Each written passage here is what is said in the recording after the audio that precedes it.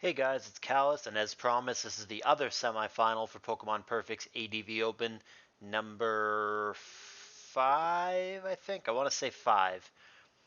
This is an unlikely pairing. We have Christos, who solid player in his own right, but certainly not an ADV main, against Altina, who is very much an ADV main. He dips into Oros a little bit, he knows how to play DPP, whatever, but by and large, he's an ADV guy. So we have someone who spends a lot of time and effort on the tier against someone who, well, doesn't. That doesn't mean that Christos doesn't know how to play the tier. He's been in plenty of team tours. He's been around the block. I'm sure he has access to good teams, and I mean, he made it here, so he obviously somewhat knows what he's doing. But you've got to think that on paper, Altina is clearly advantaged in this player versus player matchup. But let's see. Maybe Christos will pleasantly surprise me here. I'm looking forward to the set nevertheless. The winner here is going to play the winner of the previous set that you guys should have seen on YouTube. If you haven't, go back and do that. I'm not going to spoil who won. And if you win here, regardless of what happens in the finals, you're qualified for the end of the year Pokemon Perfect ADV Championship Tour. All right, let's get into it. It's a best of 3. Christos will be on the bottom to Altina on the top. T-Tower lead for both guys. Scarm switch is pretty standard. And a Protect from Christos. I don't think I like that because a lot of the time, I mean, even if you do protect against like a Brick Break or something, sure. But a lot of the time, exactly what did happen is going to happen. You just go to Scarm there. Especially when Christos had his own Scarm, I like it even less. I think that's just the standard play in the Tower on Tower match to just go to Scarm. So I think Altina just followed what is considered standard, whereas Christos, I don't overly like the Protect. I don't dislike Protect on T-Tower as an in general. I just don't like it in the Tower on Tower lead matchup to click it on turn 1. Nevertheless, before we get too far behind, we're only 7 turns in, and Christos seems to have a bit of an issue here. He's got a Rachi Calm-Minding up and subbing up in his face, and those are 101 HP subs. So these S-tosses, which seems to be the best thing that Christos can do to it, which, I mean, even if he had Flamethrower at this point, the S-tosses would still probably be his best bet because of all the boosts. And yeah, I mean, Altina's setting up pretty comfortably here. If it happens to beat the Blissey with a crit or a para or just attritions it out, it could get real bad for Christos real quick. That last T-Bolt did 27. Blissey in some danger here, especially with the sand. There's Calm Mind number 4 and Soft Boiled, sure, but Rachi plenty healthy here at the magic number. Now going to sub down to 44. Again, S-Toss will not break, never will break, no matter how many times we attempt that. Thunderbolt again, 37%. They're really starting to add up. And Rachi's still healthy. Rachi in the green. Subs down to 31 now. And soft boiled because, well, kind of have to. Going to be some free attacks or additional boosts here. Opts for the attack route. Does a third with T-Bolt. As we know, broken record, S-Toss doesn't pop. T-Bolt again. And Para kicks in this time, and full Para. That's really bad. This game could just be over right here, right now. T-Bolt kills Bliss. We might be done. Christos in real time takes 2 minutes to figure out what to do next, but I don't think it matters. Yep, Hariyama not going to survive. Here's Mence. I don't think that's going to survive either. Certainly not with Ice Punch. I think we're just done. And Christos agrees. He's going to pack it up. That is a one-sided affair if I've seen one. Altina just gets his Rachi in. I don't know what turn it was. This whole game was only 20 turns, even though it felt a little longer. But scrolling up here, yeah, Rachi came in on turn 3. And it never left. It came in on the 3rd turn, sat up, swept, and Altina doesn't even reveal half of his team. That was a one-sided affair. But these things are best of 3 for a reason. So hopefully Christos can not be tilted by that game, refocus, bring it back. Certainly stranger things have happened. Doesn't matter how much you lost by in this game. You either win or you lose, and that's it. Didn't win. Shit happens. Doesn't mean he can't win the next 2. But in order to win the next 2, you got to start by winning the next 1. So let's do that. Let's get into game 2. I'm going to switch the sides once the game begins for continuity. So Christos will remain on the bottom, Altina on the top. Zapdos and Mence, completely different from last time when it was tar on tar.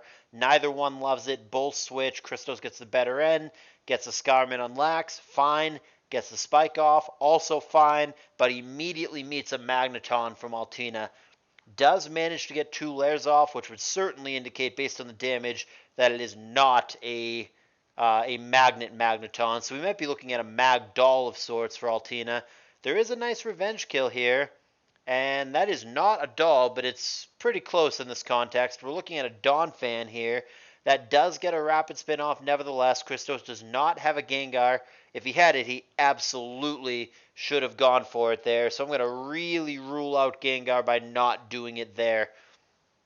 Hidden Power from Donphan. That looks to me like HP Rock. I think that was aimed at Zapdos, but it's going to do absolute diddly squat to the Claydol on the switch in. Zapdos here is going to eat a Toxic, which could matter. If it has Rest, it doesn't seem like a big deal, but otherwise it's going to hurt. And he's going to Thunderbolt Whiff into the Donphan, making a return appearance. Here's Doll. Whiffed Protect for Altina, but he doesn't lose anything by doing that. Intimidate could matter here if he's going to think about Earthquaking or Exploding here, but he doesn't do either of those things. He goes to Bliss. Hidden Power, that's definitely not HP Grass. Got to be HP Flying for that amount of damage. Blissey out of the way. And there is Protect from what might be a Wishmance for Altina. I think this is a very defensive team from Altina. I think it might be an all-in on Lax team, in fact, with all the things around it to support them on. Toxic blanking on the immunity Snorlax, rather. Going to begin cursing up. But nope, still doesn't like it. Doesn't want to get boomed on. Goes to Mence just in case, and it wasn't a boom. It was just an Earthquake, blanking on the flying type. Hidden Power, resisted, of course, by Zapdos, since we've determined that is HP Flying. Double back to Bliss, and that's going to be a Protect, which was attempting to get more Toxic damage, but didn't let that happen. Ice Beam there, which the damage is negligible, but he's hoping for a 10% freeze. Doesn't come. There's Doll, and there is a Curse. He keeps pulling it back in that matchup. He's really paranoid about the Claydol booming on him, but I'm not sure that it will. Not only does it not kill at +1, though we do have to consider the Dugtrio follow-up, but there's also the fact that he could just end up booming into something else if Altina's really worried about it. And then the Claydol is also at full health, so is it really going to boom from 100%? It could, but I don't know that it needs to. Then again, I mean, it's less obvious that way. It's more telegraphed if he booms later. But so far, he hasn't pulled the trigger on that. He's been totally content to just stay in and click something else. And Altina's not even allowed him one opportunity. Every single time, even with a boost, when he's had the Lax against the Doll, he's pulled it back. Not even a little bit comfortable with it. There's a T-Bolt. Hurts my Lotic a lot. Surf coming back for 25 is a lot less than 61, but remember the Zapdos is, of course, still poisoned. And it does have Rest, so as it turns out, eating that Toxic, not a big deal. Last poke shown now for Christos. It's Coon. Returns, so can't paralyze it with Body Slam. And neither player seems to have Sand. I mean, there is a last poke for Altina, but I really, really doubt, given the rest of the team, that it's Cheetar. So I think we're looking at a sandless game here. See how it plays out. Both of them boosting, both of them attacking. There's a return, 39%, pretty hefty. Roar is going to drag out Salamence, which may or may not kill the Coon. It might have no attack investment. Well, that'll do it. A crit will absolutely assure it. That is unfortunate. I do think that's a defensive Wishmance there, so if that's the case, then that crit mattered. Coon would live there, Coon would rest there, and we'd be in a completely different situation. The Coon was probably the best way to win, you would think, for Christos. In fact, it looks like one of those teams where Coon is almost the only way to win. You could spike stall certain opponents, but certainly not against Mag Donphan. Instead of Magdoll, it's Magdon. It's cute, but I mean, it rolls off the tongue. There is the T-Bolt, and there is the Toxic. Again, we already know Zapdos has Rest, so who cares? Here's Donphan, again, blanking a Thunderbolt. They both have very defensive teams, very defensive do-nothing teams, and neither player brought Sand, so this is the kind of game that could go 100 turns or that kind of nonsense. Might be a slow one, but after that crit against the Coon, which, granted, was obviously relevant and unlucky against Christos, after that, it just feels like this game is going very downhill for Christos, and the flaw of the kind of team that Christos is running here, not that it doesn't have its place in certain matchups or whatever, but the flaw of the kind of team that Christos is winning is exactly what we're seeing here. Once something bad happens, even if it's not your fault, even if you just get unlucky and you lose your win con, it feels, I mean, impossible is a big word, but almost impossible to win. I mean, realistically, what are your offensive threats at this point? Is Claydol going to sweep for you? Is this non-combine Blissey somehow going to sweep the game for you? Is this defensive rest Zapdos going to get through the lax with rest and the Donphan and what have you? I mean, I guess Dugtrio could trap some things, but even then, I mean, what is it trapping? Is Dugtrio gonna trap Donphan? That doesn't seem too likely. Donphan has great natural physical bulk, and then it's got Protect, and Dugtrio doesn't have a single move that's super effective against Donphan. I mean, how low would Donphan have to be for that trap to work? He could fish for a crit at some point, but I mean, even right there, a crit wouldn't have been enough. And you see it without a crit just drop to the lax. This looks pretty damn over to me. Like I said, maybe had Christos not lost his Coon to that unlucky crit, it is possible, though far from guaranteed, that he could have grinded out the game and gotten the win with the Coon. But I think we're just going through the motions at this point. This looks all but in the bag for Altina. I don't even think Christos could beat the Lax. Never mind the other Pokemon. I think that, I mean, Altina keeps playing around it. He keeps not even allowing it in theory. But I mean, I think if Altina wanted to just get greedy, he could just get that damn Lax in, curse up, and there's absolutely nothing Christos could do to stop it. I mean, pending a crit or some savage luck, the Claydol Boom, the second the Lax gets a single boost, has absolutely no chance to kill it. And now there's no Dugtrio follow-up or anything that's going to really get the job done. I think the Lax can just sweep the game here. See what he wants to do. He's not boosting on this turn. He goes for a turn. Christos fishing for Desperation freezes, which in 2 consecutive attempts he hasn't found. Maybe it's third time's the charm. Here it is again. Nope. And that's going to put Blissey in dire straits. 55% from return.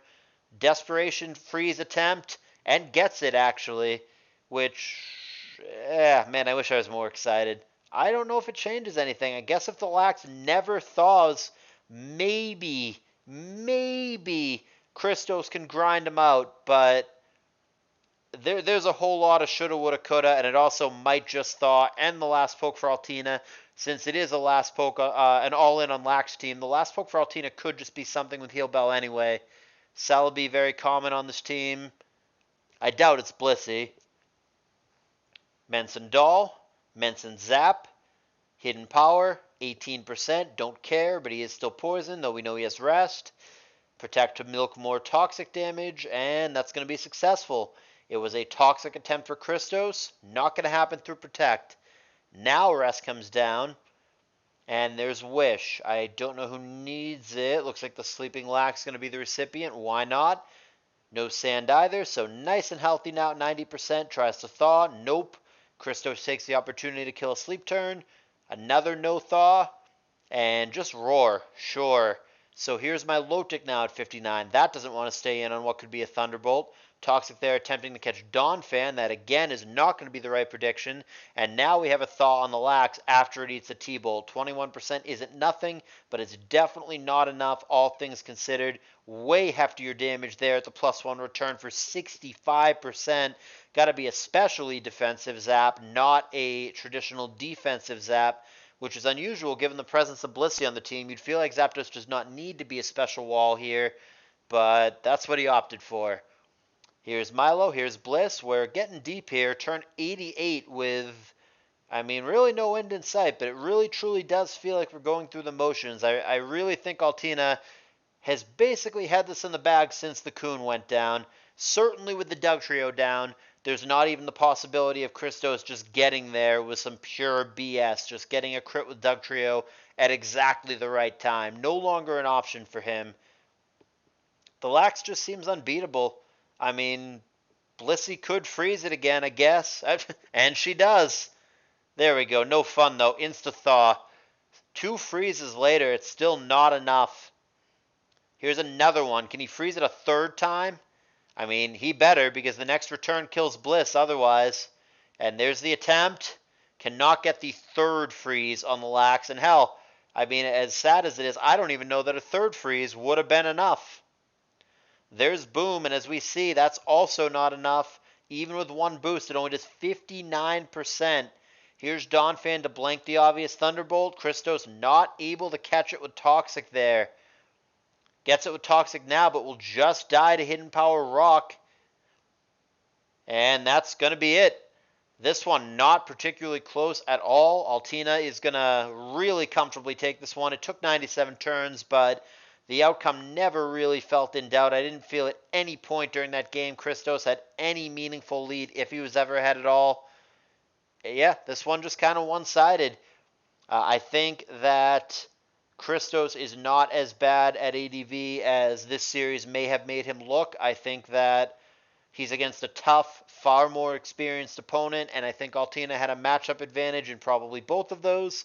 In the first game, he brought a Jirachi set that Christos' team just could not handle.